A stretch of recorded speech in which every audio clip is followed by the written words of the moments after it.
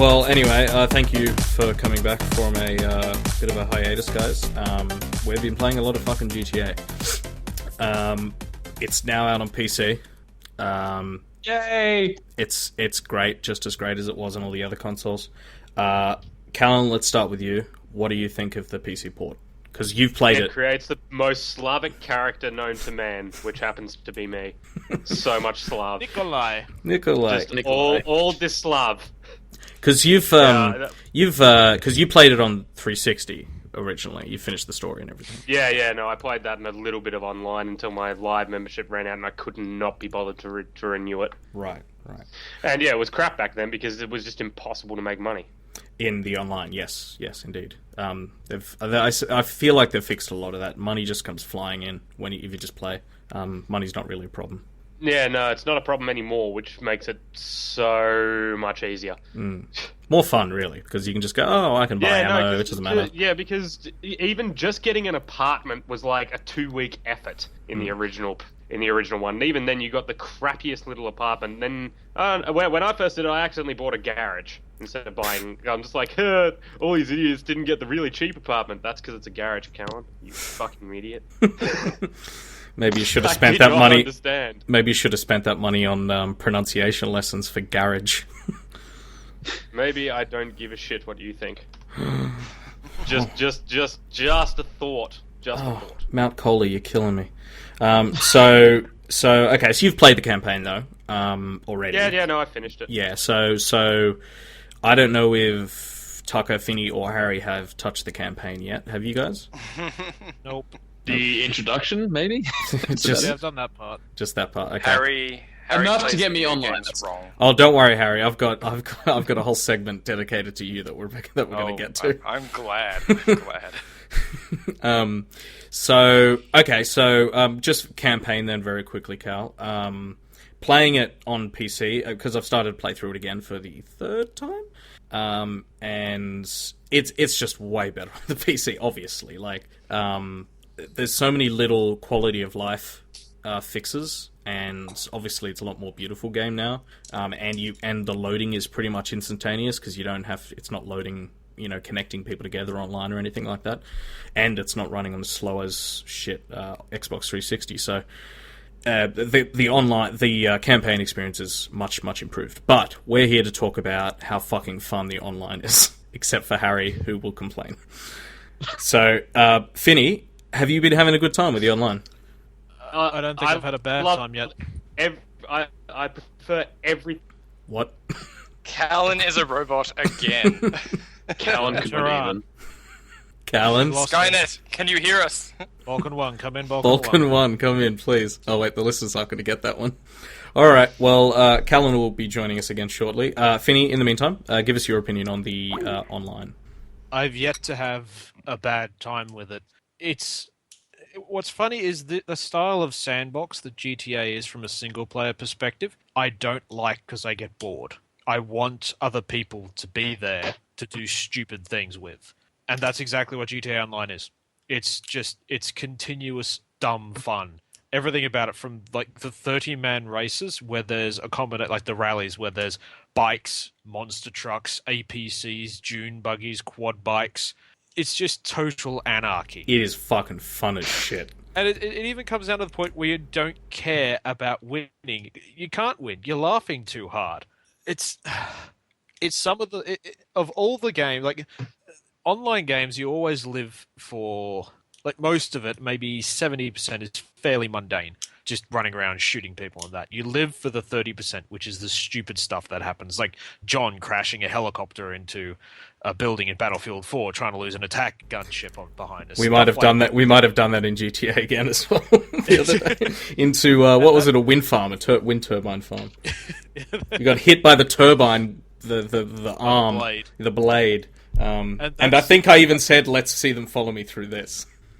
Those are the moments you live. Those really are the moments you live for in online games. The stupid stuff that happens, and it's the most fun. Emergent fun. GTA is that 30% over and over again. It's the sheer stupidity of it. It's like in every mission I've done, I almost live for the moment where one of the members on the team that we're doing runs out and does something stupid and the whole plan goes to hell. Because then everyone jumps up, starts screaming, and then everything just descends into anarchy, and that's when it becomes a ridiculous amount of fun. The thing I love about the it... ridiculous amount of fun you had learning how to fly. Oh, and then there's that. Yeah, I can't fly for shit. No, I think to be honest, this game pretty much requires a controller plugged in for when it's time to fly a helicopter or a plane.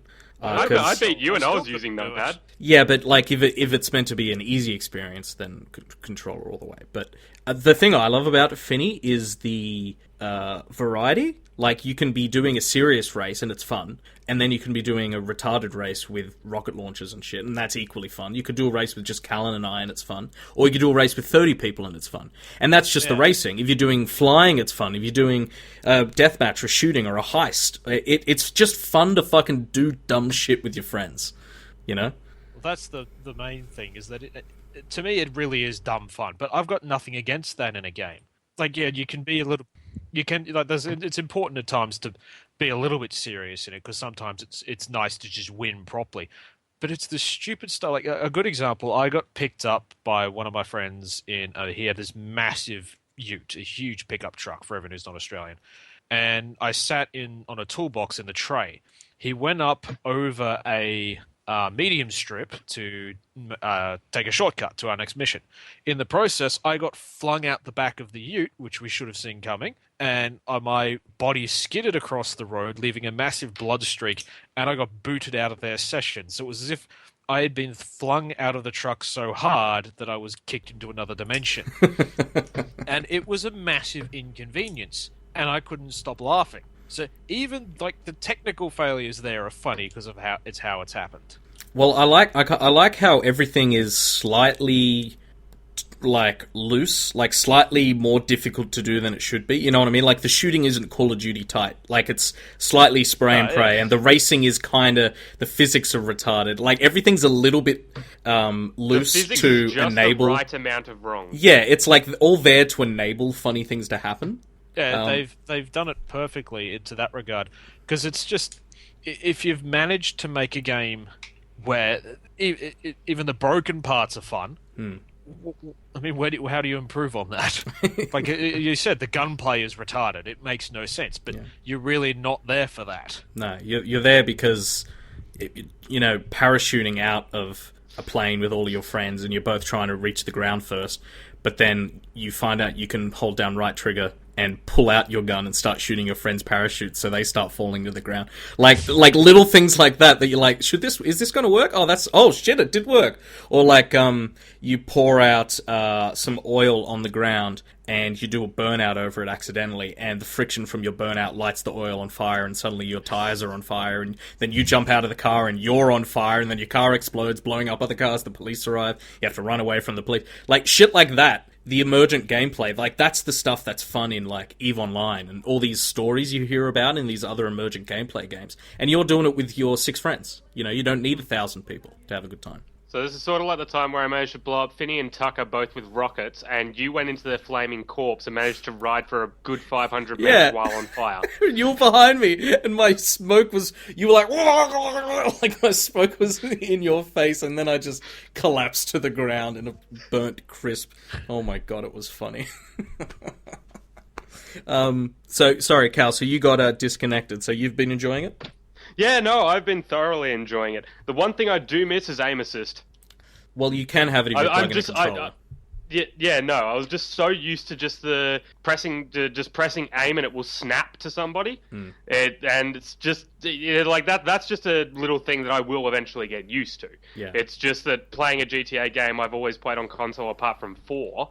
I did play 4 originally on console as well. And each time I was always just used to aim and it's locked on. Yeah. Whereas that doesn't happen here. Yeah, well, this is the first GTA 5 I've not played on console. I mean, I have also played this on console. Two other. I've also played this on Xbox 360 and Xbox One, but this was the first one I've bought on PC. I own GTA 4, but I never really played it. I got to say, like, I've heard horror stories about Rockstar PC games, and this is the first one that's like, and this is no horror story. This is a great. It's not even a port. This is great, absolutely great. It runs super well. Even on like mid-range PCs, it seems to run pretty well. I think they've done a really good job. Tucker, you've also been playing it, right? Yes, I have, and I'd like to thank you and Cal for your time spent QAing this game for me. I do appreciate, your efforts and, Console beta test. Yes, thank you very much. However, there's this reoccurring bug I'm seeing in a lot of games coming out now, and yes, GTA 5 is experiencing that bug. It doesn't have pirate it's ships. It's the lack of pirate ships. I thought you were going to fucking say that. Hold on. Planes, Someone's being chased by police behind me. Do you guys hear that? Yeah, because I'm fucking right next to you. Oh, yeah, that's building-wise. That's right. So yes, I can also hear He's it. like 100 meters away from each other. Hey, okay, ladies and gentlemen, time to experience 3D surround sound. Here you go. You're going to hear Tucker in your left ear and the police pass in the right ear. Anyway, keep going, Tucker. So, no pirate ships. No pirate ships are very upsetting. So I will write a stern and concerning letter. Well, there's mods. To Mods are developers. already I was coming about out. to say, there will be a mod for it. There's already a mod absolutely, where you and can it's- turn everybody into an ape. And so you can No. play Planet of the Apes. I saw one that drops whales out of the sky. No, I I want saw one that pirate turns you ships. into a duck and you can fly. Funny, XE. Mod of the year. No, it's on the PC one, and you can change yourself into all these different animals. One guy went to Grove Street and started biting people as a rabbit. And nobody could kill him because they keep trying to stomp it, and he just keeps running away. All they And need he is ends the up holy getting hand grenade. shot. And it's just funny watching them having to pull out an AK to kill a fucking rabbit. Because that's all the gangsters that all the gangster characters in Grove Street actually carry. Oh dear, that was funny. I can't wait till there's more mods though. What just would gonna your be perfect mod insane. be, Carl? If you could have a mod for this game, what would it be? Schlongs of GTA 5. and you can't uninstall it. See, the thing with Skyrim, right? If you screw it up with mods, if you need to re-download it, it's only 6 gigs. If you need to No, re-download this, Well, you No, definitely have the to perfect back up. mod. The perfect mod would have to be essentially the Adidas and squatting mod for my Slavic character. So he just walks around squatting all the time. oh my goodness. Because he has to be able to wear the Adidas jacket with obviously no shirt on, and he just has to squat everywhere he goes. The thing I love about this is I've always wanted that experience with friends where it's like there's this virtual world. Like we've had it in WoW, like those of us who've played WoW, but like having a virtual world where we have these avatars and we all just hang out and fuck around and do shit, and that's what this is. Like us making fun of Callan's character and going to get tattoos for him and all this sort of shit. It's fucking fun as shit. I love it. Oh, yes. Now, how many people out there here have an iOS device? Oh yeah. All of us except Cinny, I believe. Sweet tender phone of mine. Did you Which know have I the- can make a wireless network that will kill your device so long as you are within range of it? I heard about that, actually. I didn't know that. Read the Yes. implementation details. I only heard about it the other day, and I just think it is the funniest thing, and I just want to create a network next to the Apple Store with no security, so that every person who walks in with my phone is fucked. Oh yeah, it's really fucked. We can't do anything about it. Because what it is, from my understanding of it, is if you send a malformed SSL certificate via Wi-Fi to a device for logon, on most devices it will see it's malformed and ignore it, and either request a proper one or just essentially ignore it. This is true of nearly all desktops. This is true of Android devices, etc., but not true of iOS. In iOS, it will shut down the phone because the OS will crash.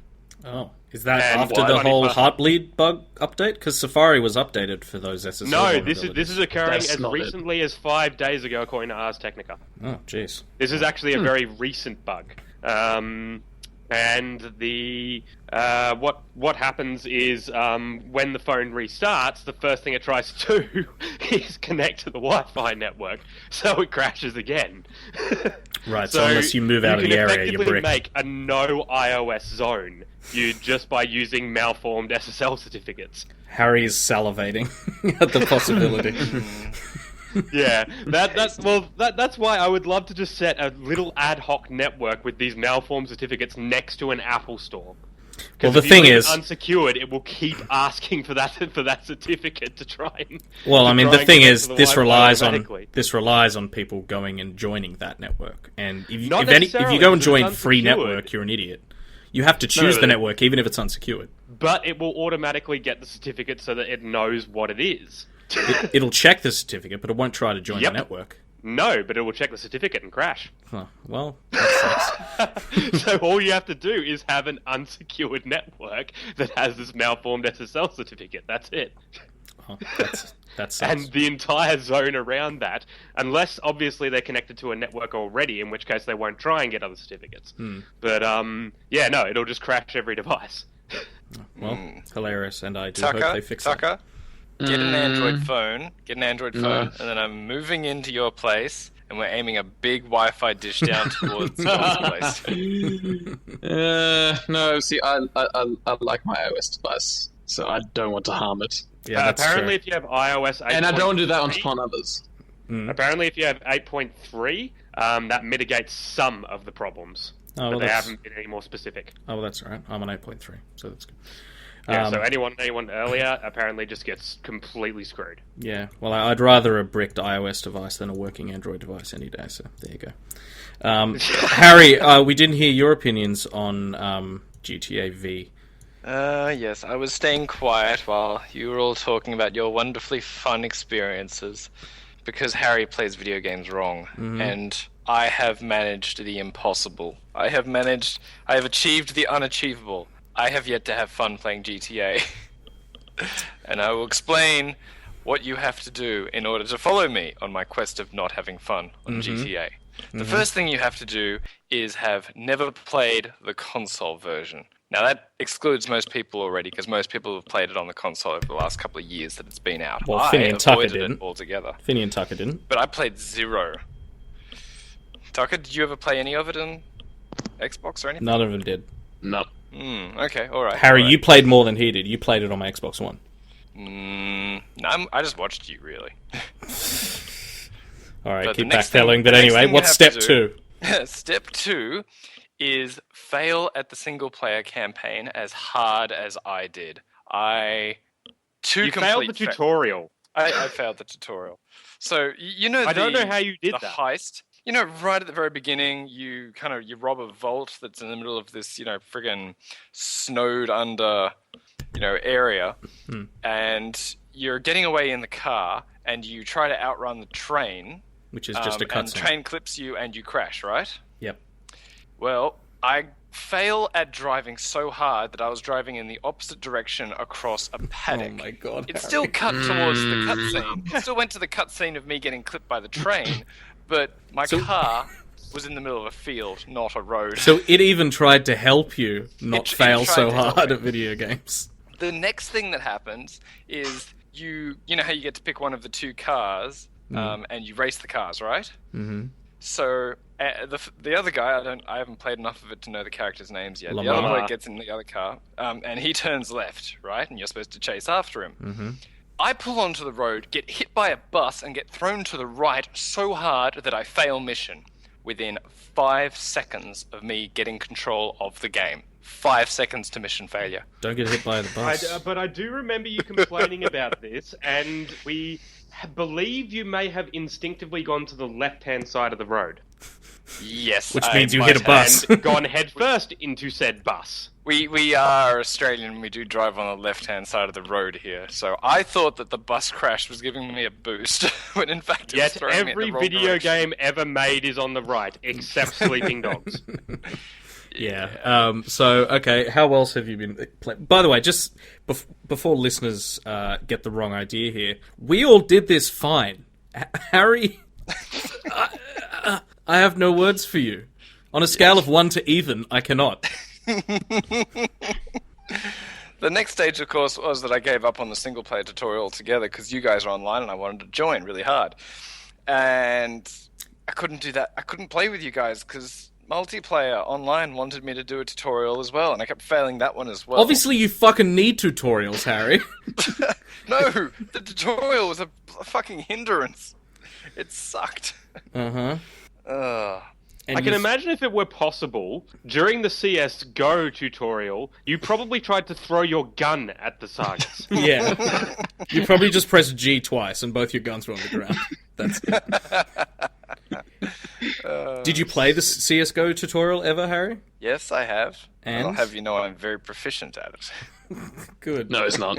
So all we need is a game from 1998, and Harry knows how to play. Oh, but I haven't got to the best part of it. So I rage quit midway through the online tutorial because I've been playing for a few hours and I still haven't got it. And you guys have gone to sleep, so well, fuck this. I'll finish the tutorial tomorrow, and then I can get to the fun bit of the game. I turn on the computer, get into the game. I've got no missions. Where's my tutorial mission? Okay. Maybe that means I'm okay. Maybe I can join this friend. No, can't join friend until you finish the tutorial. I look up the FAQ on how to finish the tutorial mission, and I've bugged my game because I rage quit halfway through a tutorial. I can't use my character that I've made. Well, can you... There's no way to reset... You can reset your progress. How do I reset my progress? It's in the settings. I'll show you. I'll bet you I won't be able to do that until I finish the tutorial.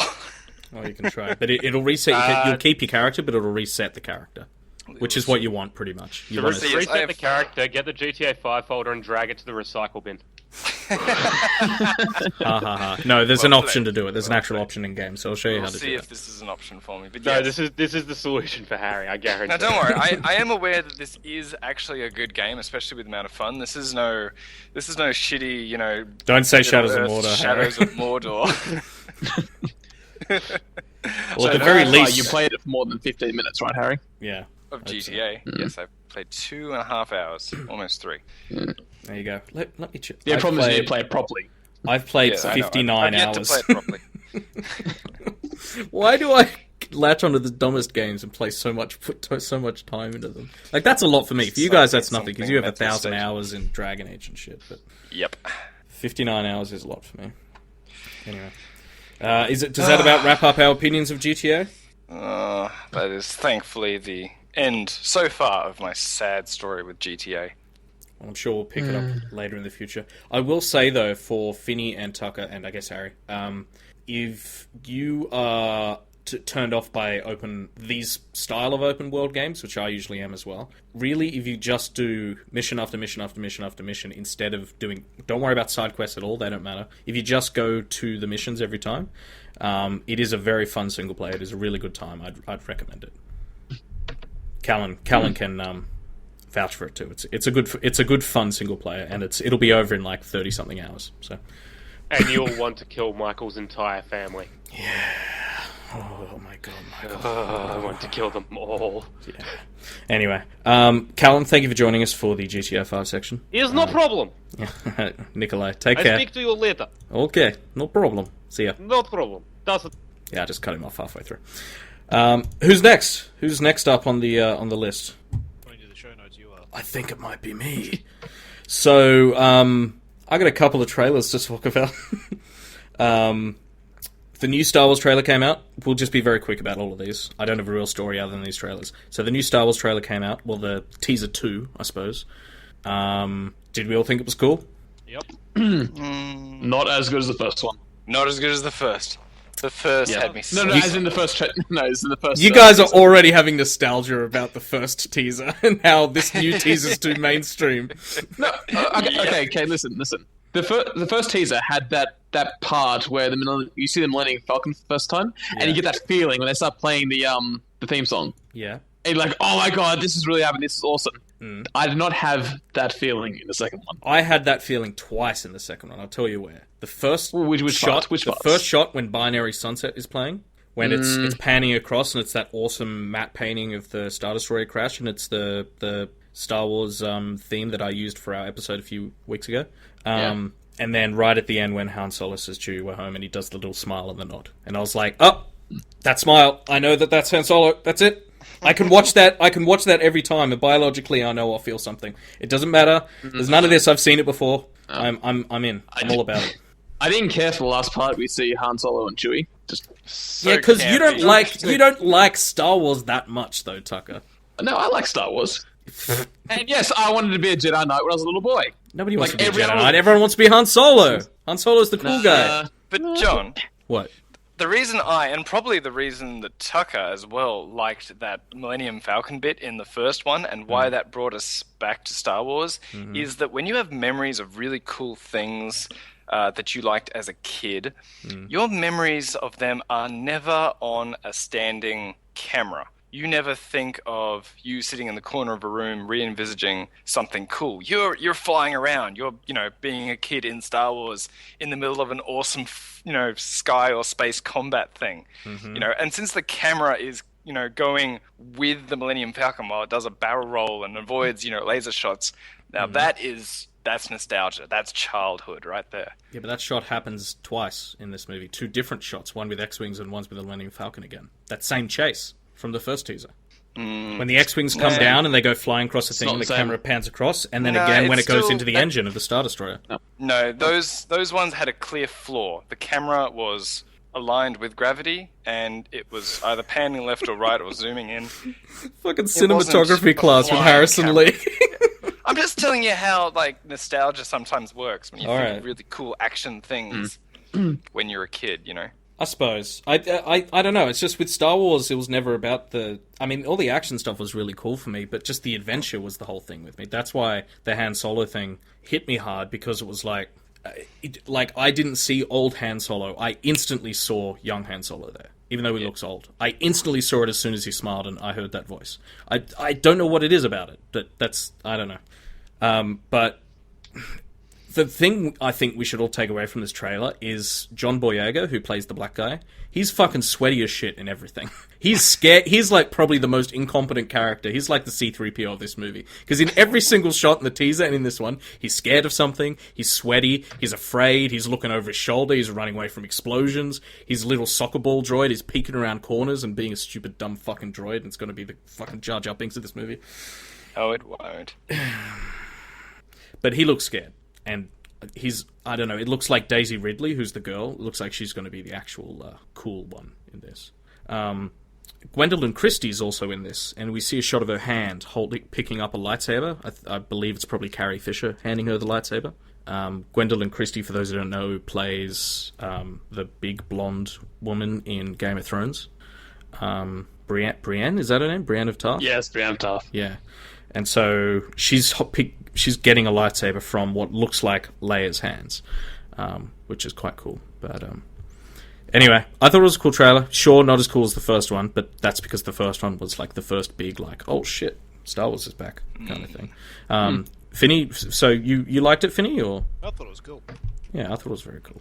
That first shot, just holy shit. Just go watch it again and just listen to that music in the first shot. Here's the thing I realized about Star Wars, by the way. I watched Star Wars again recently. The old Star Wars movies are effectively music videos. Music does not stop throughout the whole thing. It is half of the movie's impact is music, and I'm glad that they've sort of go watch it back. There is not a single thing where there's no music. And you watch a movie today, and half the scenes don't have any music in them. You watch these trailers, like this one in particular. There's 8 or 9 different themes in it, and 3 or 4 of them are new, and they sound really good. So they've got John Williams back and all that sort of thing. So at least it looks like they're getting that part right. Anyway, Star Wars trailer. Second thing, Battlefront trailer. Bit more controversial. I thought it was a cool trailer. I think we all agree it looked like a cool trailer. Yeah, it looked good. But the thing is, will it look like that eventually? I mean, Yeah. well, no, but the thing is, Battlefield 4 looks that good. Same engine, isn't it? Yeah. Just updated. So that's why I'm not that skeptical. Record.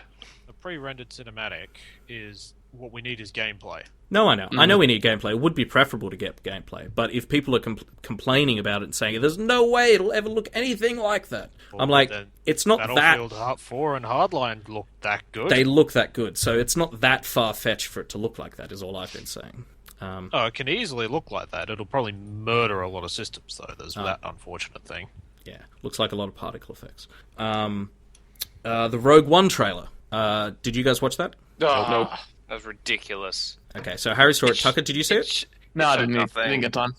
It showed Pardon nothing. my ignorance. What's Rogue One? Oh, so that's the thing. It's Rogue One was announced months ago as something that's coming out in like 2016, end of 2016, as a television show about Rogue Squadron, set during, I don't know when it's set actually, but about Rogue Squadron. And they just had that Star Wars celebration last week, which is when the new Star Wars trailer and the Battlefront trailer came out, and then they showed a teaser for this, but no one was meant to know about it. They haven't released it. It's just like shaky cam footage inside a theater, but it's camera panning across a forest with birds flying, and there's It's Kenobi saying, "Fucking what's he saying? Blah blah blah. Jedi once ruled the galaxy." It's ripped from the first one. Yeah, Jedi once ruled the Empire, galaxy before the dark times, before the well. Empire. Yeah. So I think that's telling us that it's set back then. Yeah, but look. And then and then it pans up, and there's this moon, and then the tree moves out of the way. There's no moon. Yeah, a tree moves out of the way, and the moon's got a curious circle cut into it, not unlike a Death Star.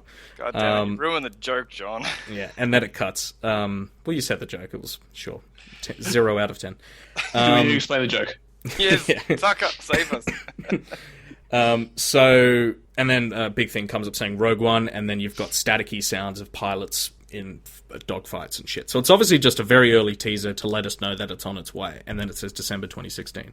But I just thought it was cool. That's all. I just thought it was a cool trailer. Cool teaser. Yeah, all I needed to see was Star Wars, and then a shot of the forest, and then knowing that it's a TV show, like, red flags went off all through my head going, is this going to be like, you know, that thing, that Star Wars Christmas special?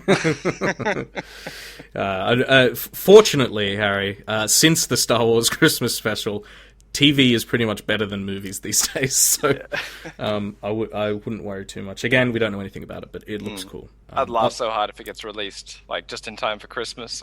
Oh my god, well, it is December 2016. So There you go. they're cashing in. It's like Rogue One. It's an Ewok joins Rogue Squadron. Yeah. Oh boy.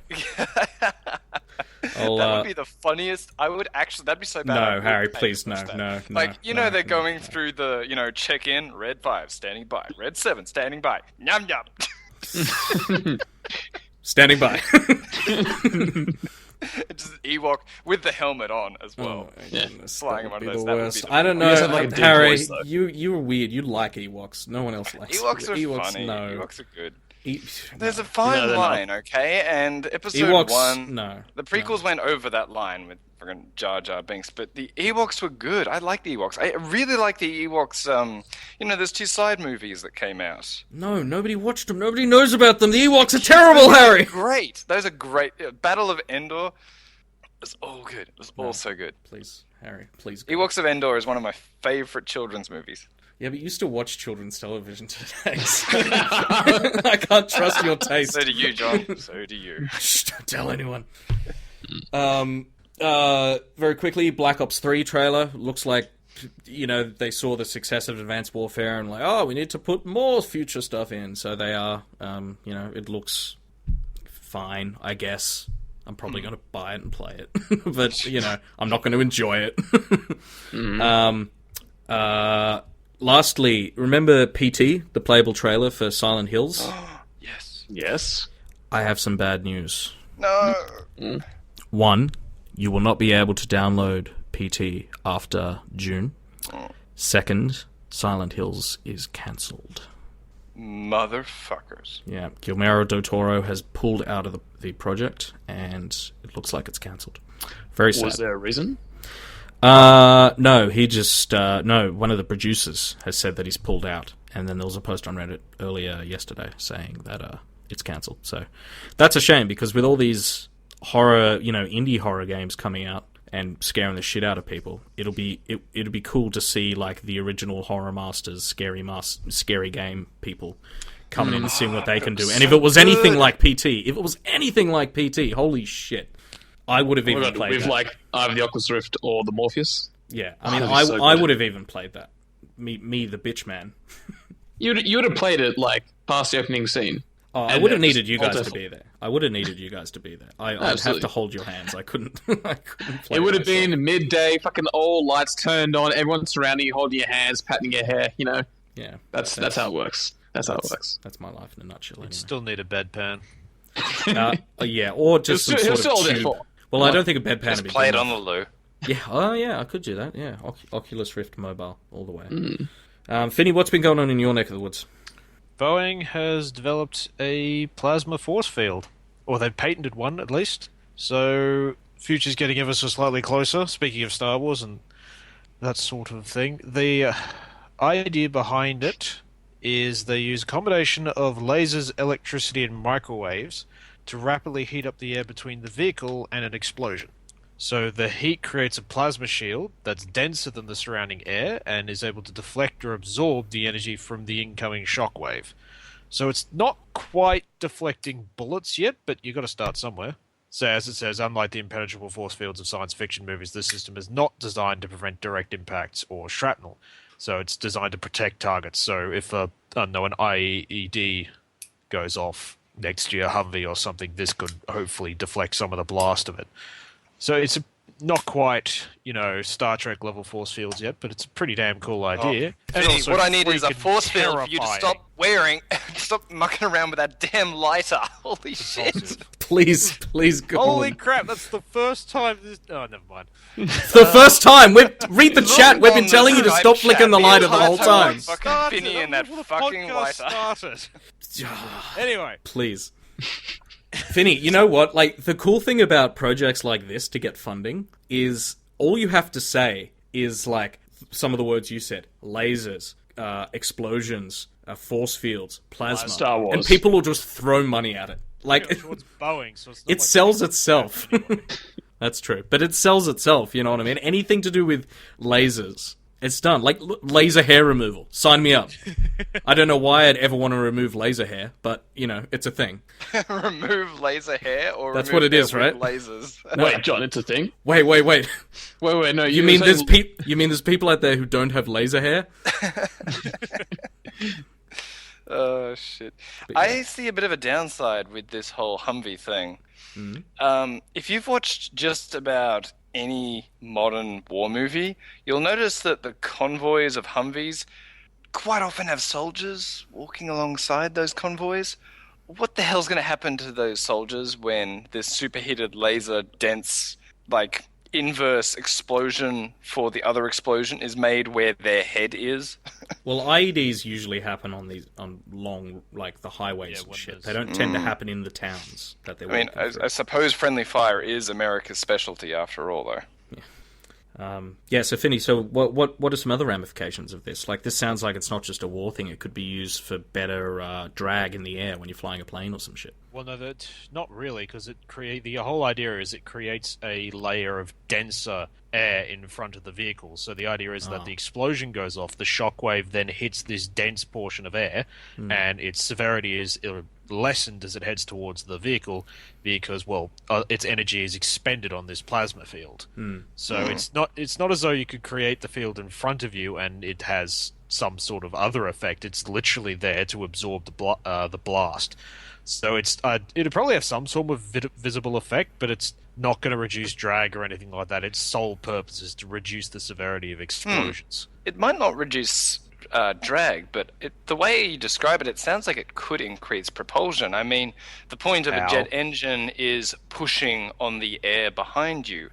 If that air is denser, and that dense air is always right behind you when you're pushing on it with a jet engine, you're going to go a hell of a lot faster.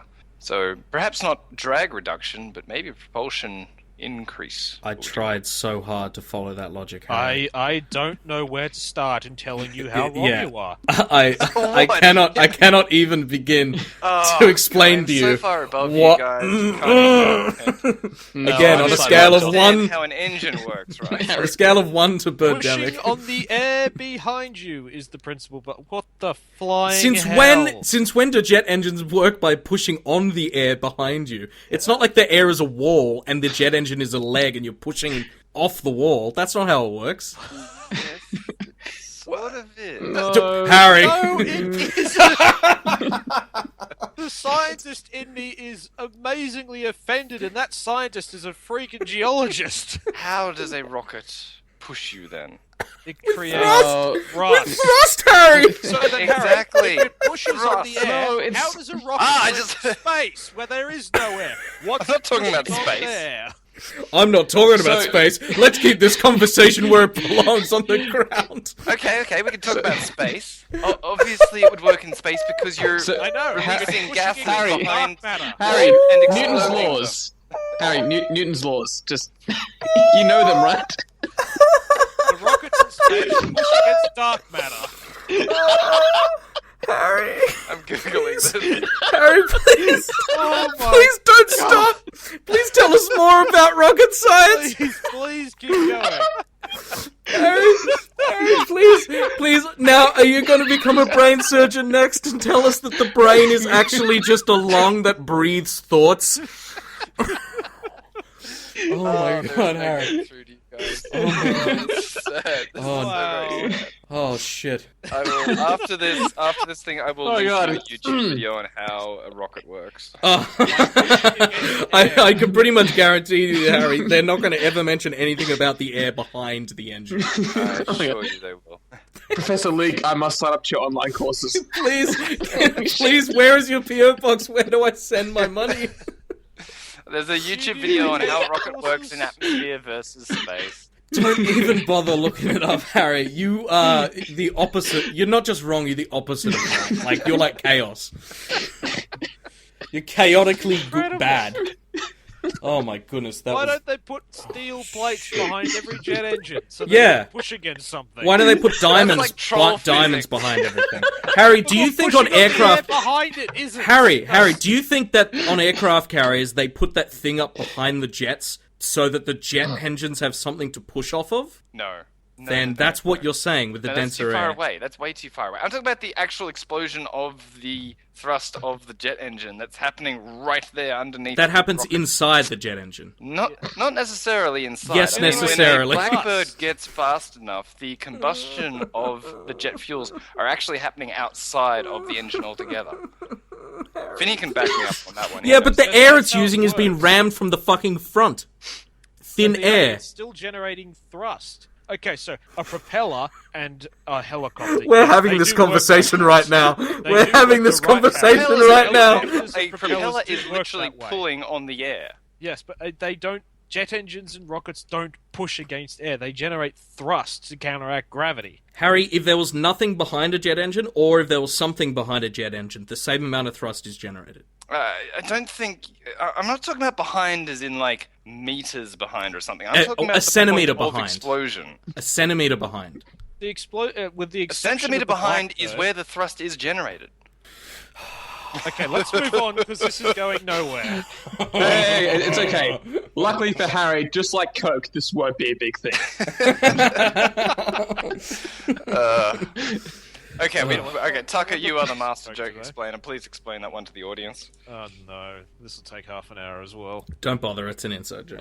But Can't I have was a podcast. going to explain the joke. Like, We Okay, watched it's The okay, there'll Island, be which is a plenty more hilarious jokes for movie you because it to has all explain. of these technologies and ads that aren't a thing. Like they have an MSN search booth instead of a phone box. And there was a massive skyscraper with Microsoft written on it.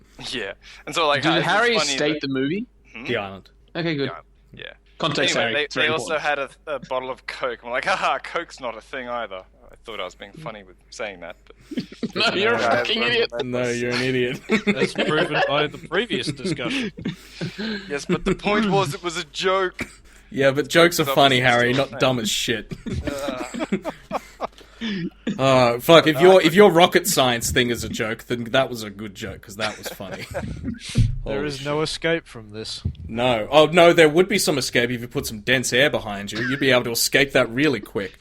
Think of all the extra thrust you'd have with dense air behind your rocket engine. I think we may need a minute to just... I need to regain my thoughts. What are we doing? Why are we on Skype? Are we playing GTA?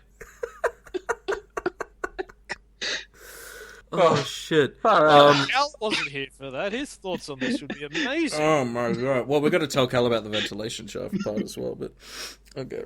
All right. Podcast resumed. Who's fucking next? Harry is. Harry! Oh no! Suckers. Oh Shit. unfortunately, now Harry's going to talk about serious shit, and we can't. Okay, everybody, serious. Oh. There is no escape.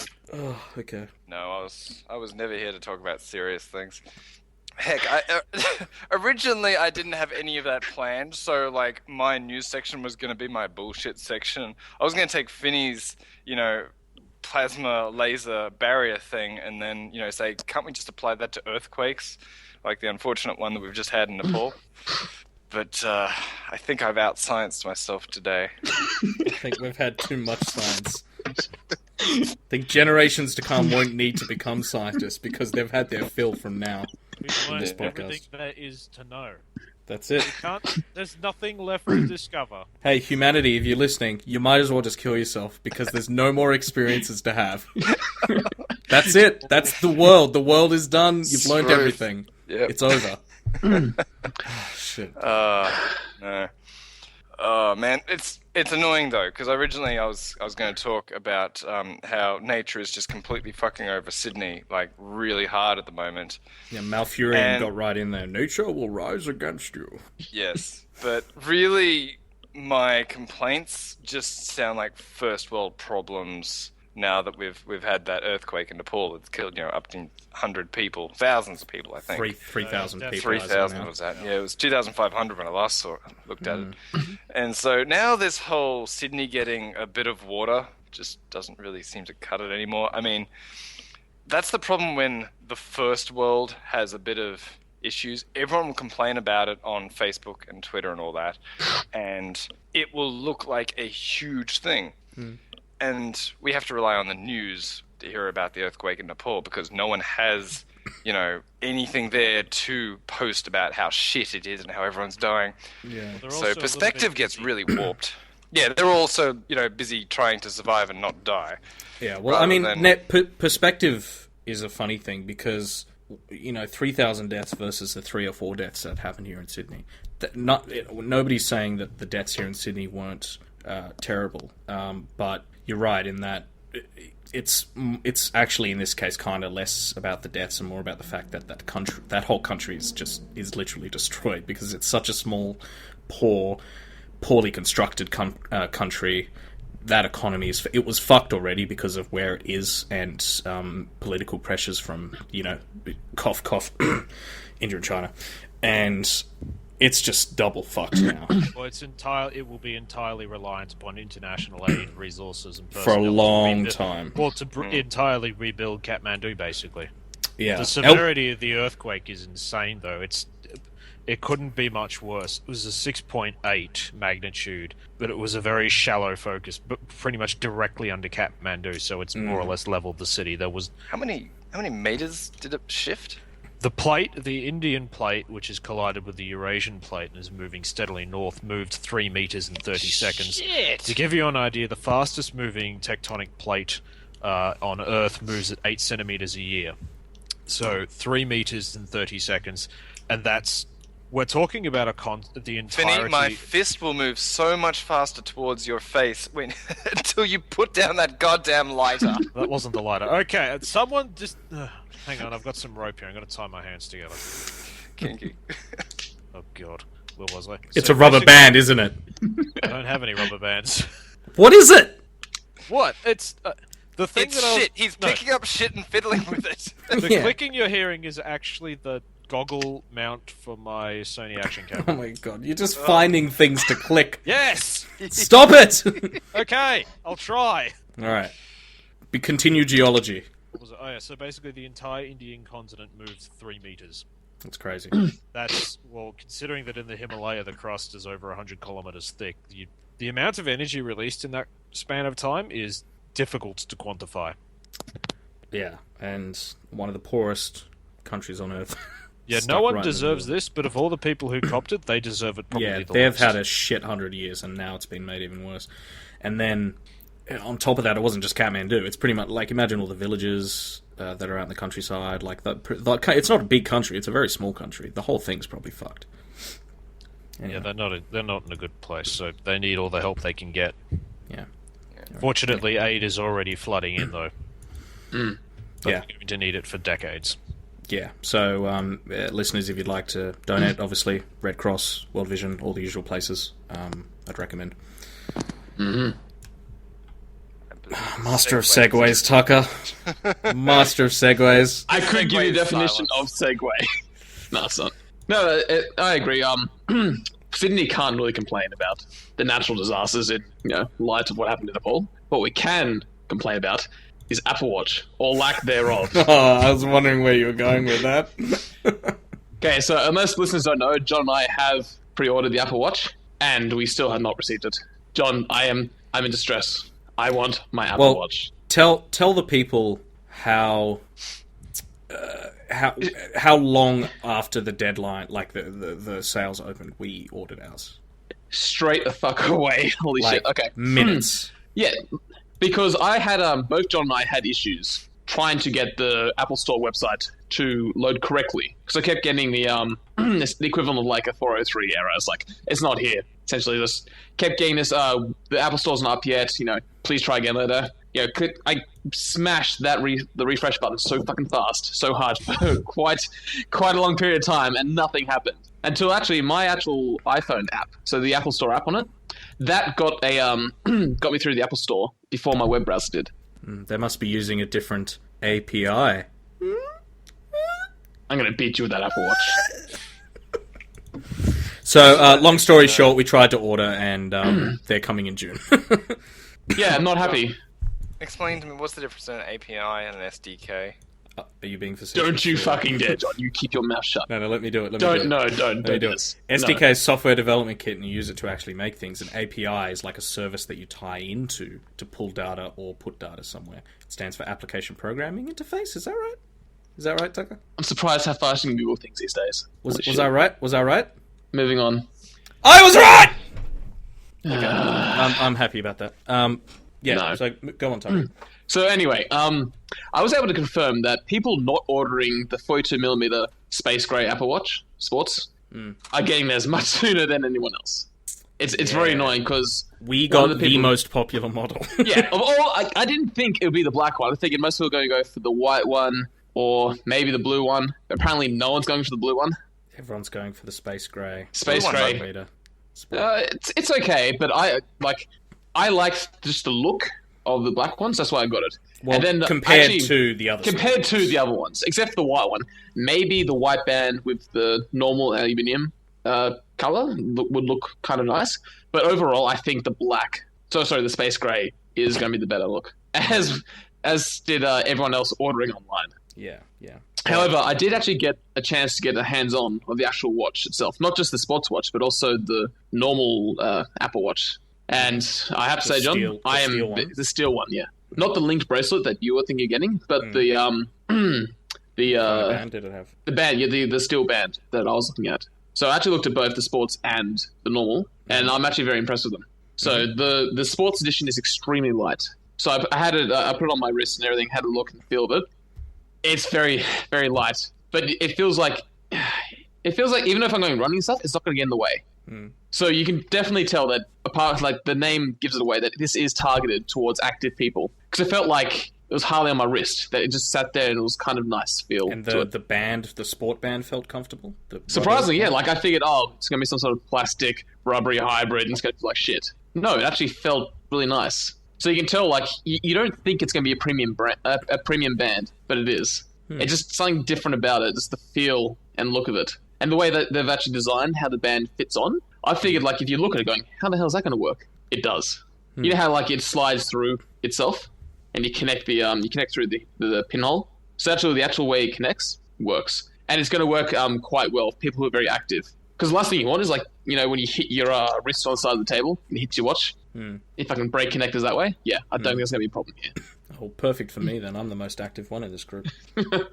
Yeah, but in saying that, the Apple, so the sports edition is very, very light. And I think it's perfect for what I'm intending on doing with it. Not just development, but through exercise, the activity which John has excellent time accumulated. So much experience on. I know, you are the master of exercise. Master of exercise. You want some tips? Yeah.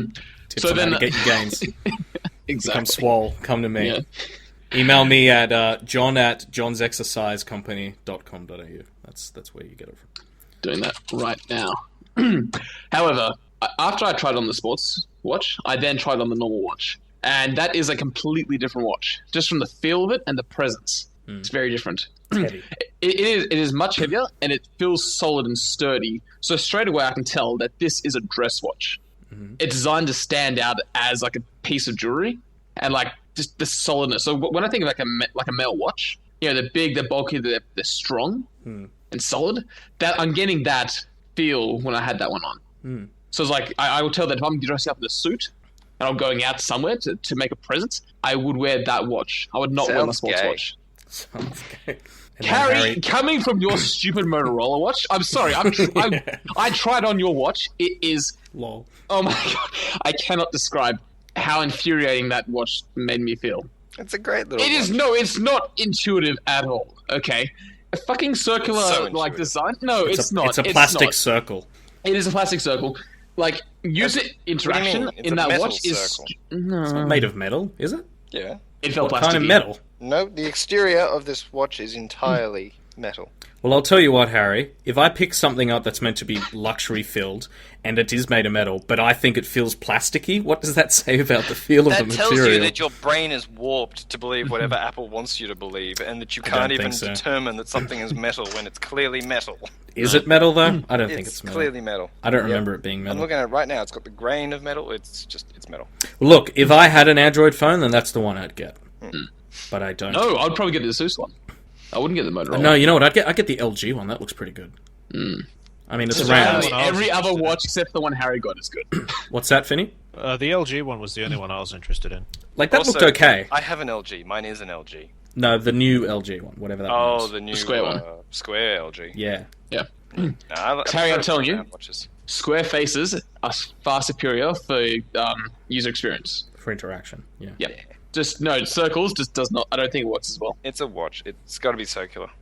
No, but It's a phone. It's got to have physical buttons. How far back do we have to go for and that? you're using your fingers to interact with it. Circles, there's a limited screen space. It You doesn't can't display work. shit in the corners. Exactly. It's Limited There are no screen corners! space. One corner. How Top can it the have circle. limited screen space if the circle is bigger than the square? no. When you try to do things. What are you talking about? Yeah, you can't put things in corners. Of course you can't put things in corners. Exactly, so you're losing out on all this space. What? Take your circle and draw like a square that would be the same size. The square can fit more things in it. You can do the exact same thing with a square. Take your square and draw a circle that'd be the same size, Harry, and you've you got a don't bigger understand. screen. Harry, if I want to put something in the top left corner that tells me the time in London, right, and it's just always there, like a small little thing in the top left corner, you can't do that on your watch. No, but if I wanted a circle on my watch that went all the way out, I could do that. Harry, just attach rocket propellants to your watch and you're done. You're settled. I've linked you some information. I know, and we're going to read it later. I've been reading Just- through it, no, and no, it's no, wrong. I've sent you a picture, okay? I There read are the no picture, words saw the so picture. that even children can understand. It has nice little pictures of the arrows of, pressure. Yeah, I saw the picture. It doesn't at all say what you've said. It totally It's got nothing to do with it. totally does. What the hell? Yeah. Rocket thrust is caused by pressures acting in the combustion chamber and nozzle. From Newton's third law, equal and opposite pressures act on the exhaust, and this accelerates it to high speeds. Yes, now imagine what would happen if that pressure was greater.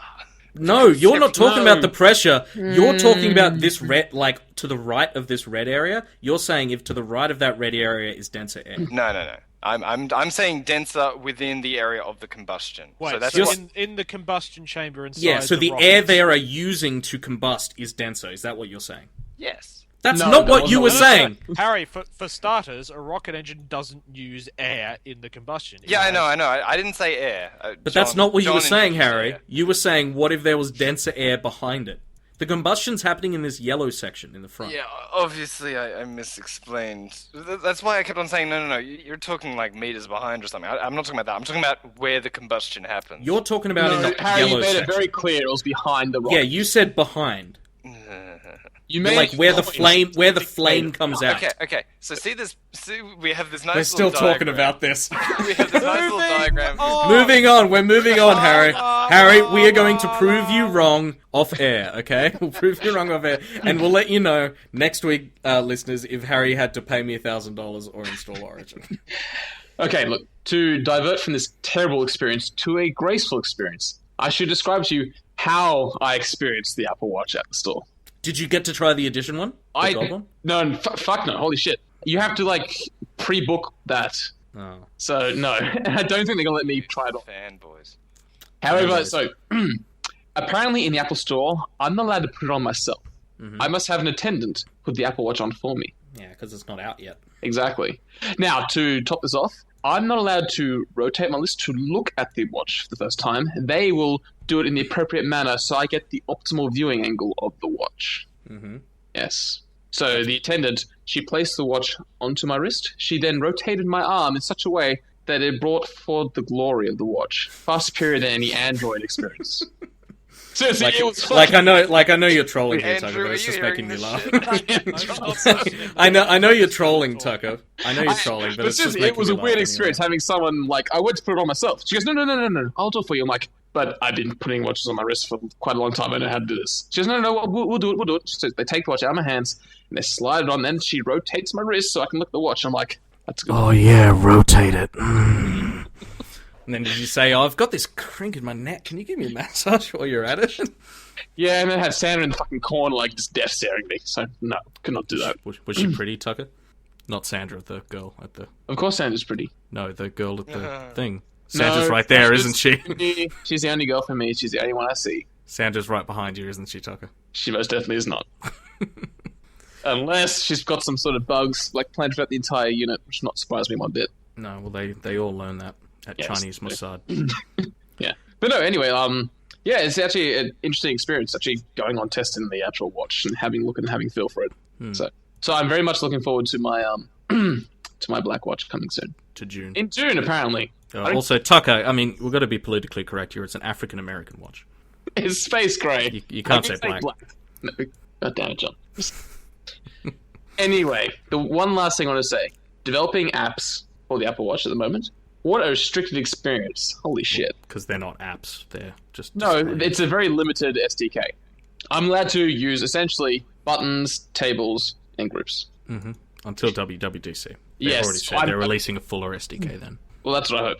Because right now, Apple's pretty much keeping all the good stuff to themselves, which is why their apps look really awesome. And then when I had a quick browse through the actual Apple Watch App Store, and I had a look at what some people were doing. Oh my god. Oh my They're very, very limited. I think they're really struggling with battery life. Like, not struggling with it. I mean, they're very... It's you're actually dealing with limited resources. Yeah, and, well, the thing is, the thing's got 18 hours of battery life, apparently. And it seems that the way they've gotten there is by making the apps very limited in what they can do, how long the screen stays on, all that sort of stuff. Well, it's not just that. It's also the fact that you have limited RAM space. So, which brings to the fact that if you want to do animations, at the moment, you have to preload onto your watch, like, X amount of images for you to actually animate that thing. So there's no actual, SDK... Actually, I'm not going to explain it, because, John, you'll just get confused. I am aware of what frames of animation are. You have to play the animation. Exactly, like it's a movie, which is annoying. And I've seen some of the things people are doing to get to be able to simulate, like, these kind of graphics. And it's very limiting. It's annoying.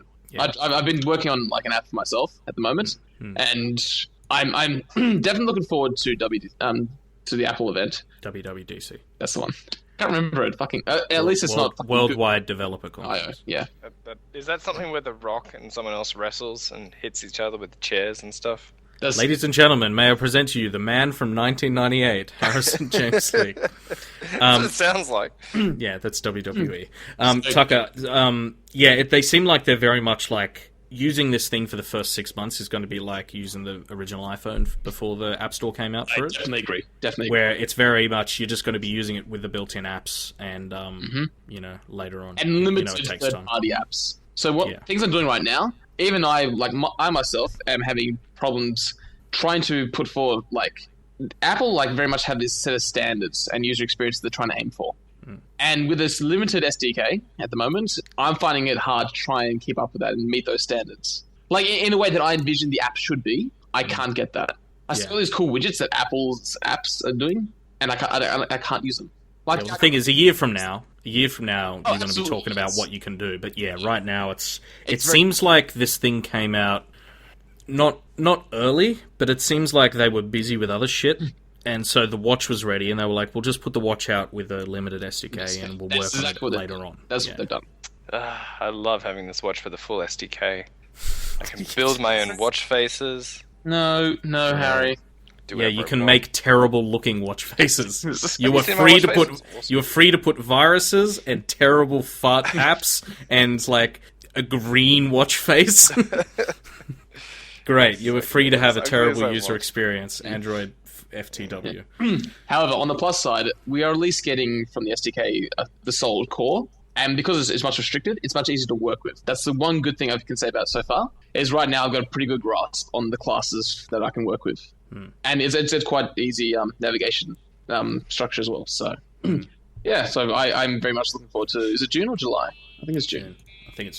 You check. But yeah, John, I definitely look forward to the Apple Watch when we get it in the post. Sorry, when I get it in the post. You get in the post, and you bring it immediately to my house, and then we touch Apple Watches and squeal. I'll just, Windows key L, walk away from small talk. I'll leave the office, walk down to your place, and we'll both put on together. And then we'll go, I said something about that being really gay. Nah. It's very manly. Yeah, that was a manly squeal. Out of all the squeals I've heard, squeal out of 10 would squeal again. Apple Watches. So we've just talked for an hour and 20 minutes about shit, and we haven't really talked about what we've been playing. But then again, what we've been playing is GTA. And Hearthstone on mobile. Oh yeah, Hearthstone and mobile. A lot of stuff happened while we've been away. I think this episode's long enough. I think we can, because we've had our big discussion on GTA, we can save other games we've been playing and other news till next week. Speaking of next week, breaking news. We are going on to preserve quality, we are going on a 2-week cycle now, not every week. 2 reasons for that. First reason is I'm busy as fuck on Monday nights, and it's really hard. I don't know why we chose Monday nights, but it's really hard for me to get here for Monday nights. 2, we've generally found that we were scraping the bottom of the barrel with stories if we did it every week. If we leave it 2 weeks between every episode, we can generally talk about the interesting things that happened in those 2 weeks. For example, the whole thing with Valve and mods and Gabe Newell just happened. We don't have time to talk about it, so we'll talk about it in 2 weeks. John is not giving me time to talk about it. You can talk about it if you like, but you haven't read Gabe Newell's response on Reddit yet, so you are uninformed on it. Which would be appropriate. His opinion does not matter. Only mine matters. Yeah. Unless you guys have anything else? Don't too.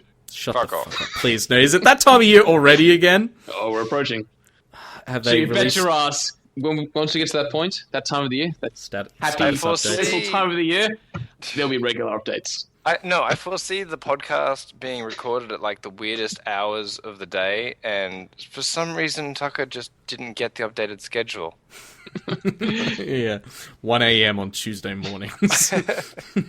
I am up 1 a.m. Tuesday mornings. Yeah, that's true. You're the only one who's up. Exactly. What was I going to say? Speaking of esports, very quickly though, Tucker, Heroes of the Storm was on ESPN. Yeah, dude, I read about that, and cool. Twitch is freaking out or something. That's what the clickbait said. Oh, I didn't see what Twitch was freaking out about, but yeah, it was on there, and they had Day9 and Mike Morheim casting it, which was very cool. Our Lord and Savior Mike Morheim, the only one left in gaming who isn't a cunt now, because now we've got Gabe being a cunt. Apparently, everyone hates him. We've got who's the only other company we like? Bethesda. No, good company. What's wrong with Bethesda?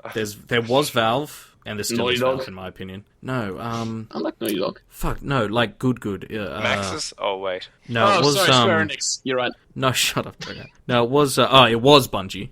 Like the ones you can trust to make a good game no matter what. But Valve doesn't make games anymore, so there's that. Oh no, John, they are working on Half-Life 3. We have to believe. Half-Life Squirrel confirmed.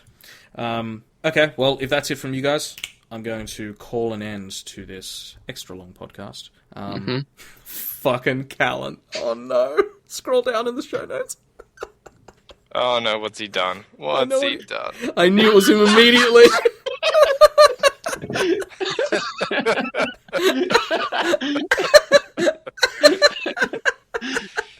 He's translated it to Russian. The whole thing's in Russian. Can anyone here read Cyrillic? Oh my goodness. John, why did you leave this in the show notes? You've been saying it for a year now. I think you had it down pat. No, never mind. Alright, well, I suppose welcome to the after show. Immediately after we stopped recording, Valve announced that they were rescinding their paid-for mods system, at least for now. And they admitted that it was a dumb move. I think they literally said, we didn't know what we were doing in the post. And because we never really talked about it in the actual episode itself, what our thoughts were on the system, and then now that the system is gone and potentially coming back later, I figured now would be a good time to have a quick 20-minute chat about it. So, Finny, let's start with you. What did you think of the idea of being able to pay for mods initially, obviously voluntarily, and what do you think of Valve backtracking on it? Do you think it is bad that they are backtracking? They should have stuck to their guns, or what's your thoughts? I've got a very complicated opinion of it. My initial reaction was that it was not a good idea. The modding community, especially regarding like Elder Scrolls and Fallout games, is a very good community, but also inherently fragile. One of the reasons why it's such a good community is that there is literally nothing at stake. You stand to gain and lose nothing. The moment you throw the potential of making money into that, you have the potential, all of a sudden something is at stake. So all of a sudden there's the possibility that you could not outright, it's not like, they're going to kill modding and it's going to die and go to hell or that sort of thing. I never thought that was going to happen, but it would fundamentally change. Tucker, was that you? That's really helpful. That's gross, Tucker. Please. Also, Finny, the fucking lighter! Again! Okay. Put it away! I've put it down. Okay, alright. Continue. So I had it had the possibility that I thought that it could end horribly badly. It seemed extremely poorly thought out, especially considering that the Skyrim modding community is one of the most active and productive. It's produced an absurd number of mods. Well, and Elder Scrolls games are the mod game, pretty much. Effectively, yeah. Well, anything that's built off of the old Gamebryo engine or the modern creation engine is... But they release creation kits with each one of the games. They don't have to, but they do. Bethesda has always encouraged modders to go nuts with their games. Well, it always used to be two games, right? Whenever somebody thinks of mods, 90s and early 2000s, they think of Quake, right? And Half-Life, which was based on Quake. And then from probably, they modded it before, but from Morrowind onwards, it was all about Elder Scrolls games. Pretty much, because they were extremely easy to mod, and as I stated earlier, Bethesda provided you the means to mod them. They have always encouraged and supported the modding community, which has earned them a lot of gratitude and praise, which they otherwise don't really deserve. They're owned by ZeniMax, and ZeniMax is probably the most money-grubbing bastards out there. Well, the thing is, if Bethesda didn't have its pro-modding stance, if it didn't have the love of the community because of the mods, when you look at them without the mods, they're actually not that great of a developer, because, put aside, business decisions as a developer, just as a technical programmers all getting together and making a game, they have no idea what the fuck they are doing, right? Yeah, their games are renowned for No. And then they've fucked over the community so many times, but the community still loves them because of the mods. Like the original, like DLC has always been around in different names, in different nomes. Expansions have always been around, but the first like modern DLC, as in you pay a lot of money for a very small amount of content. That was Bethesda. That was the horse armor in Oblivion. Yeah, which is still a running joke. So yeah, that's the thing. Bethesda it shows you the power of mods, is what I mean, right? It's despite all that. It's not just the mods that make people perhaps not love Bethesda, but at least love their games. Is that they can build an open world like no one else can. Theirs are entirely unique. So it's not just the mods, but the mods earn them. It's basically why people don't sit around going, Bethesda make really good games, but they're absolutely terrible. Because it's like EA. Like EA says, like EA's developers can make good games, but EA itself is a toxic pile of arse. So that people, it's the reason they don't say that about Bethesda. And Bethesda, they say they were doing this, like they supported it because they wanted to make better mods. Maybe. I mean, did they stand to make money off of this?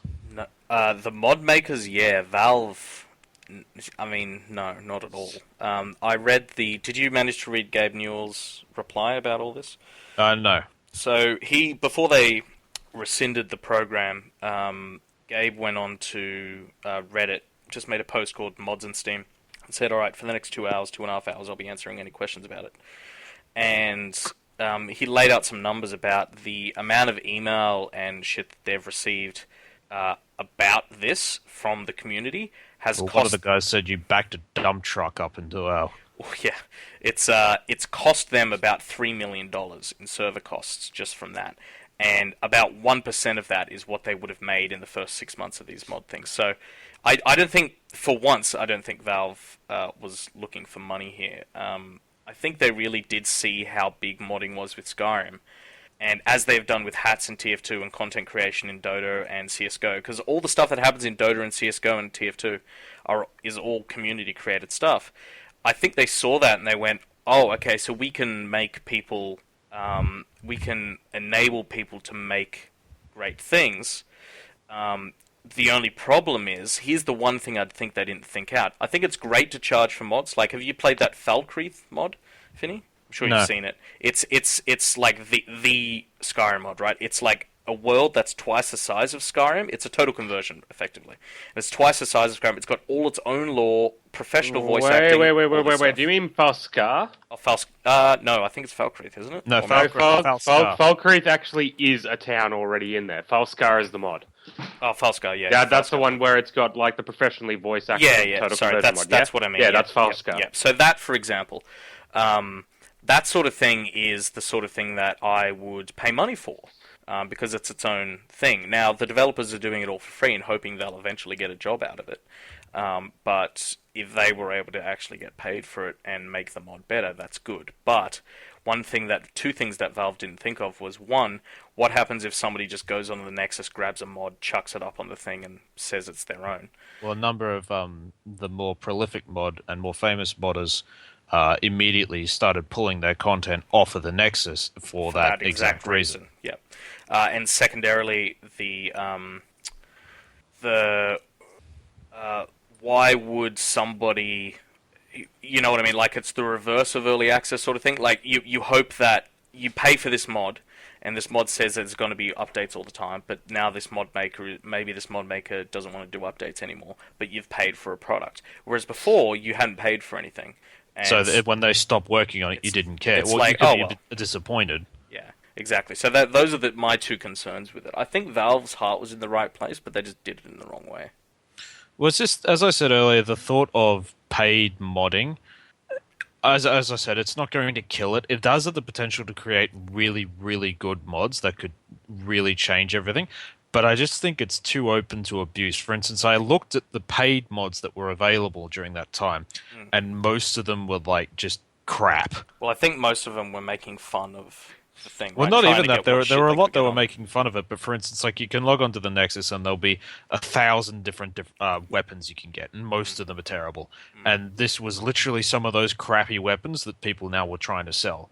And that's the thing, is that, yes, buried under that, if it was left to its own devices, you would probably find good stuff, but I think the vast majority would just be terrible. Yeah. And potentially paying people would just encourage that kind of thing. As we saw, the people started.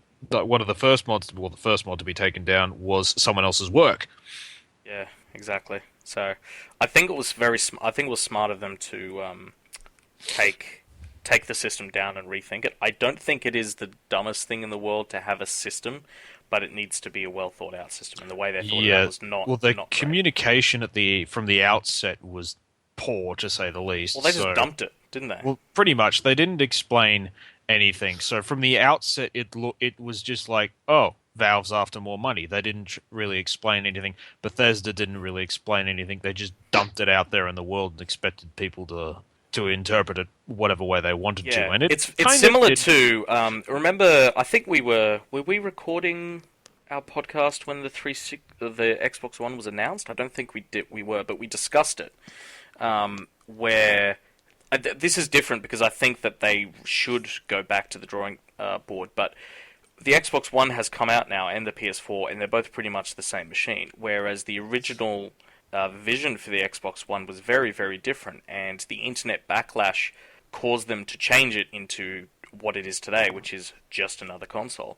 And so some people are saying that we're doing that with Valve now, but I don't think it's the same thing. I wish the Xbox One today was what it was when it was originally announced. Like, I wish it had all those features. Like, always on, yes. Disc-free, like, all that stuff I want. But because the community pushed back on them, they took that away. And a lot of people are saying that it's the same thing's happening with Valve right now, but I don't think it's the same thing at all. I think Valve needed to be pushed back on in this case, certainly. Yeah, they jumped into something they hadn't thought about. Yeah. As you said, they came out and said, we didn't think this through. I mean, of all the modding communities to try and put this on, Skyrim. one of the single largest... And when did Skyrim come out? 11th of the 11th, 2011. Yeah, 11, so that's right. 4 years ago, almost 4 years ago... The whole reason people are still playing that game is because of mods. Exactly. It's, it's still the 5th most played game on Steam or something because of mods. It's not just a trickle, like a small number of mods. There's still tons of them coming out constantly. So that's a bit up. Cal, what do you think of this?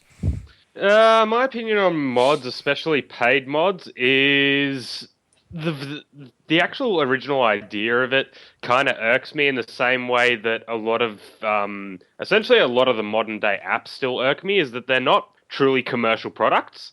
They're essentially, sort of developed for fun.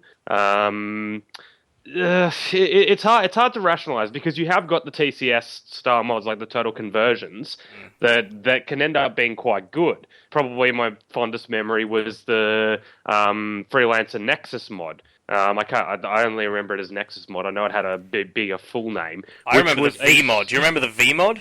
You ever play that? Yes. Holy shit! When V from 4chan decided that Freelancer was an awesome game and we should all play online, they created a mod just for V, and it was fucking awesome. Battleships everywhere. I do remember that. Holy shit, it was fun. Yeah, no, I had the V mod. That was pretty fun. But the Nexus mod was just insanity. Like, just the pure amount of content that they had added to that game was just insane. And, like, I would have paid good money for that. I didn't have to because it was, Freelancer, and damn near everything on Freelancer was not paid for, including most people's copies of Freelancer.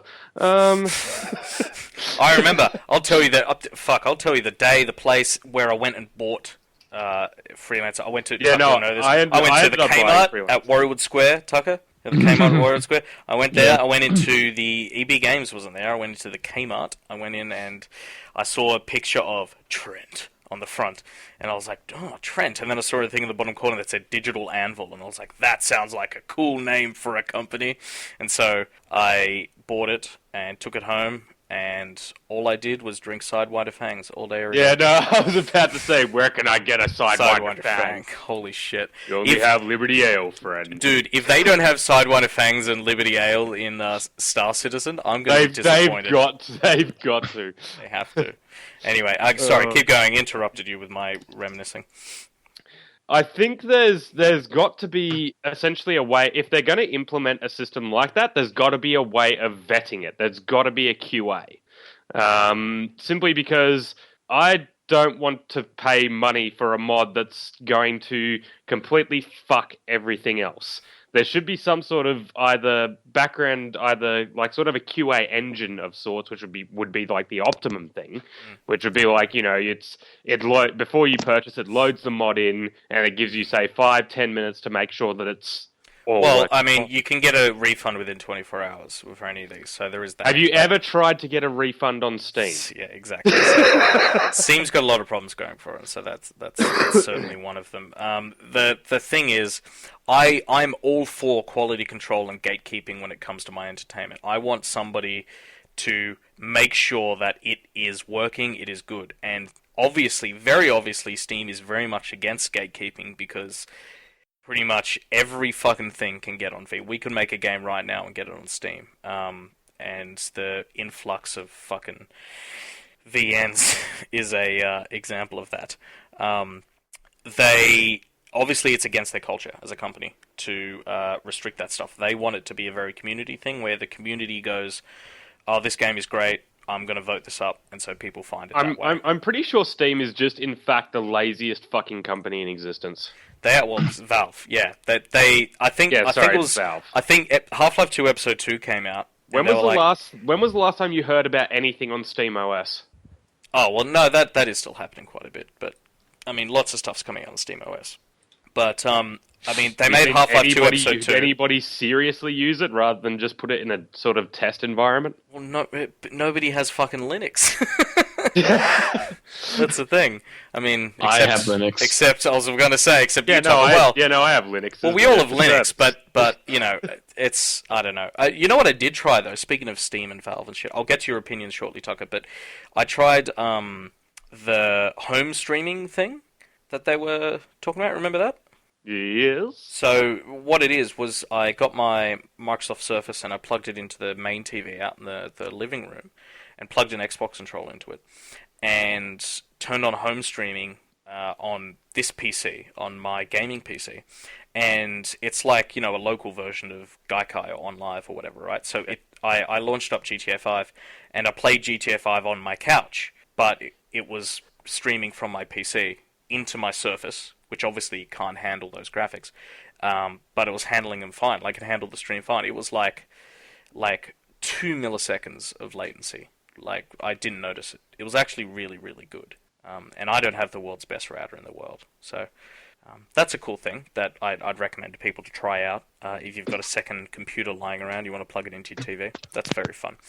Yeah, so my general opinion is I'm okay with paying for mods, but there's got to be some sort of QA mechanism in place for a lot of the shit out there. Like, I wouldn't mind paying for Falscar. I wouldn't mind paying for actual Schlongs of brilliant Skyrim. mods. Yeah, Schlongs of Skyrim should remain free at all times. Everyone must have Schlongs of Skyrim. Also, it should be uninstallable. Yeah, well, in fact, I think it should just be a part of the Skyrim package when you install Skyrim. It's just... package! Yeah. It's like, it's you can't take it out. It's just, it is Skyrim. Schlongs of Skyrim. They should just rename the whole product to Schlongs of Skyrim. It's just the elder Schlongs. The elder Schlongs.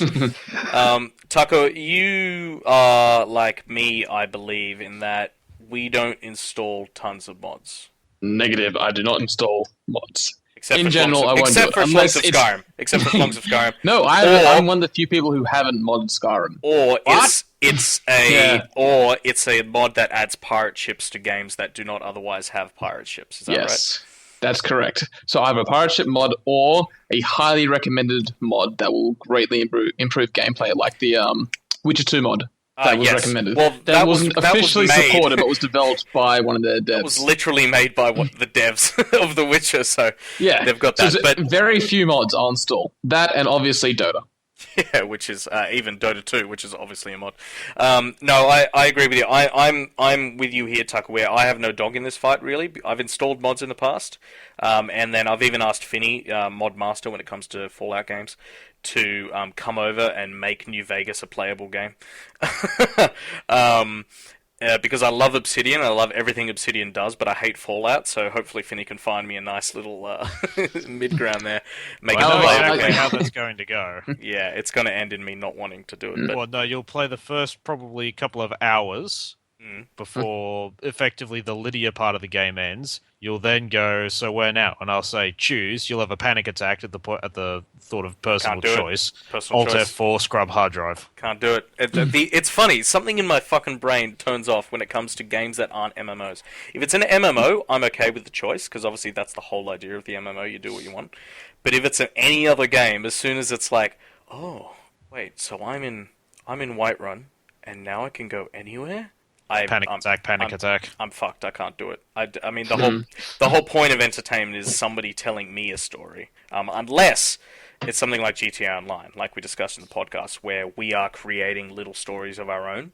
Every time we get online, it's a fun little story. But isn't that the point of all the other ones as well? The other GTAs. No, the other games because there's no other agents in the world. There's no other, in my mind, there's no other.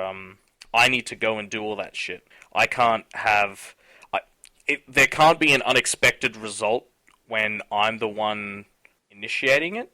Like the whole like just walk off and then find a cave and there's an interesting thing happens and then there's cool stuff happens and I can see like a little story or a note and then I follow that note and it takes me to somewhere, that sort of thing. That doesn't tickle my fancy. What tickles my fancy is I'm driving down the road and then Callan says, "Hello boys," and he crashes his plane into my car and me and Finny burn up in a pile of wreckage because Callan decided to crash his plane into our car. Like that sort of shit is fun. To me, personally. Obviously, a lot of people like other things, but my point was that Tucker, open world games seem to be very mod friendly because lore-wise, they have a lot of latitude. You can't really focus on a single story in it when you're trying to build multiple ones. That's the thing. I mean, yeah. So, mods in GTA, I think we'll all play. I remember I'm not sure if it was in Fallout 3, but I'm pretty sure Fallout New Vegas, each vault was actually written by somebody else. Yeah, each of the vaults. Well, it's the same in Fallout 3. Each of the different vaults had something different happen in them. Yeah, but I think they actually got like different people to write a story for each vault, and that ended up in. Finny, what's the vault number? The one that's in... Oh, wait, no, that was a building. Which building was it that was insanely fucking creepy with that fucking obelisk in the basement? Oh, yeah, Fallout 3, Dunwich building. Yes, fuck that building. Fuck that building. What's the deal with that building? What do you mean? You can't explain it. You have to go into it. It's basically... It's sort of like think Lovecraftian, but a lot more creepy. Would I have come across it while playing the main story? You would prefer to play Five Nights at Freddy's than you would prefer to go through that building. No, but I must have played it. Would I have come across that in the main story? You don't have to enter it at any point. Okay, well then I probably didn't, because I played all of Fallout 3. Yeah, it was essentially like sort of this challenge thing. I think it was going around on V as well. That you had to basically go through the Dunwich building, lights off, only headphones, blah, blah, blah. And yeah, it's fucking freaky as hell. I don't think I could fucking hated that one. I don't think I could I loved it. Simply because it was this small little tidbit in the game that was really well done. Oh yeah, no. From like a narrative perspective, a writing, I think it was brilliant. It just scared the living shit out of me. Yeah, yeah. No, I mean, at least with Fallout, my thing is Obsidian are far better writers than Bethesda are. Well, the main story in Fallout 3 was infinitely better than the story in New Vegas. Infinitely. Well, I haven't played New Vegas, but I mean, we've spoken about this before, Finny. The main story in Fallout 3. Hey, the Fallout 3 story is you have daddy issues. Well, I mean, I loved it. The plotting consistency. We've spoken about this. Remember, I read out that whole diatribe. The thing is, John, both of them I are don't terribly care. No, I know you don't care, but whenever I play an Obsidian game, I feel care in the writing. Whenever I play a Bethesda game, I feel care in the world. Do you know what I mean? Well, yeah, they're great at they build worlds like no one else. They're Yes. like the strength of the story in the Elder Scrolls games. They're not bad. They're good stories, but if you're after a story experience, then there's far better out there because that's not what they do. They do milieu really well. I found they do the world, the things surrounding you, the little details. They do that really well. Exactly. Theirs is attention to detail. Like, Yeah. okay, so the story of Fallout 3 isn't the best written story. There's far better written stories out there. That's all I mean. But it provided motivation like nothing else. Like the story in Fallout New Vegas is kind of like you're a courier, you've been shot, you then go chasing after a guy who shot you to recover the package you stole. Now, I can't think of many people who would wake up, go, I've been shot in the head. I'm going to find the guy who shot me. You'd be like, I got shot in the head. I'm getting the hell out of here. It depends on where in the brain that bullet is lodged. Well, people have used that argument. But the thing is, like, when you're booted out of Vault 101 and Fallout 3, you go, I need to find my dad. And you think, that's believable. You got to find your dad. Yeah. So you can believe that. And, as opposed to, I'm going after the guy who came with an inch and killing me so he can get a second opportunity. Well, I mean, that's the difference, I suppose, between... there's always a very big difference between story and storytelling, right? So, we've had this conversation many times in the past, but there's 7 stories or something like that in the world ever. But then it all comes down to how you tell that story. So... So you're saying that, like, Fallout 3 is a shit story, but told very well? I'm saying the other way around. Well, kind of. I don't know how to explain. What I mean is, Obsidian games are generally just whatever kind of stories, but everything in it is told really well. Like Knights of the Old Republic, Pillars of Eternity, and then Obsidian is obviously all the old BioWare and Black Isle guys, and so Baldur's Gate, Neverwinter Nights, all that stuff has always been... The story's like, you're a hero, save the day, but it's just the way it's told is really cool. Fucking watching Pacific Rim. What the fuck is that movie? About giant monsters, giant robots. But it's told really fucking fun, right? It's told in a really fun way, that's how I feel Obsidian does really well. Is they tell things in a fun way. That's all I meant. Stick of Truth is another example. That's why I love Fable. You're the hero. Like, literally, that's what we fucking call you guys. Anyway. Fuck, they made that game, I always found Fable to be a fun one because the mechanics were fucking the most fun to play. Oh, yeah. Especially Fable 1 and 2. It's just that the story was written for a 4-year-old. Yeah. Fable was... I'll always fight anyone who's like, Fable was shit, because Fable was great. Fucking fun as shit to play. Even Fable 3, which was terrible. Fable 3 had a cool conceit with the whole, the king stuff and commanding things, and even that was kind of cool. Fable 3, the gameplay was just fun. It's just fun. So I'll fight anyone who says Fable wasn't good, but my point was about...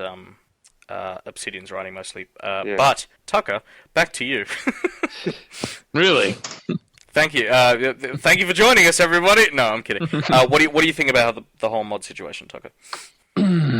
Generally speaking, I don't care that much for mods. However, I will say this. I think the idea of Steam offering some sort of marketplace or avenue for people to acquire mods, and even at a premium price, I'm actually okay with.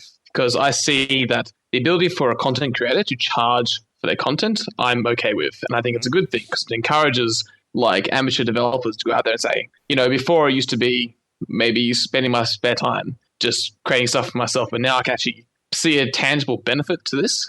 So it encourages more people to go out there and maybe this idea is good enough that I can get paid for it, which might lead on to further developments later on in their lives. Right. So I'm all for it. Counter-Strike didn't get good until Valve gave them support. Exactly. Dota, till Blizzard gave them support. Same thing. Yeah. So I do see it as, in the end, this could have been, and probably is a good idea. I have no issue about a marketplace that maybe offers both, it offers mods created by content creators, and they can set the price themselves, which is generally the case with, hats in Team Fortress 2 and, weapon skins in Counter-Strike. So I think that's actually a good idea. I think how they went about the implementation of the idea, not so good. Yeah. I don't think they actually they didn't give us enough information about it in the first place, I think. So that's problem number one. They haven't, as I said before, implemented it correctly. That's problem number 2. And problem number 3, people of the internet. So those things... Overreactions. Well, it's hard. It is very hard to... If you don't give us enough information and you've gone about it the wrong way, which is what they did, us people of the internet are not going to react kindly to it. People jump to conclusions, yeah. That's because the strategy was. Sorry, Cal. The strategy was not well thought out. You don't go, hey, you remember that thing you were always getting for free? I'm going to make you pay for it now. Yeah. Typically, that strategy doesn't go down well. No. Now, some of them are being fucking entitled pricks and going, "Hey, this thing we yeah, always got yeah, for free. no, now we have to pay people for their work." Oh, you know, I think most of them are being it. entitled pricks, but like there are a lot that have legitimate concerns. But I think it's about 50-50 of legitimate concerns and entitled pricks. I'd like to thank you all for joining us for Uninformed. Please subscribe to us on iTunes, watch us on YouTube, tweet us at Uninformed News, or email us at uninformedpodcast@gmail.com. I'm John Clark. I'm Andrew Finn. I'm Callan Hilson. And I'm Matt Tucker. And you've become Uninformed.